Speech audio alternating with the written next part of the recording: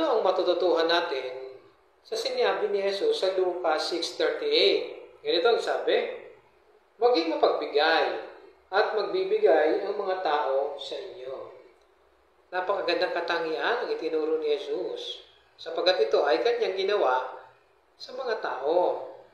Tutularan mo ba si Jesus sa pagiging mapagbigay? Napakagandang katangian ang ganitong bagay. Kasi refleksyon ito ng kanyang Ama, ang Diyos na Jehovah. Si Jehovah ay bukas palad sa mga tao.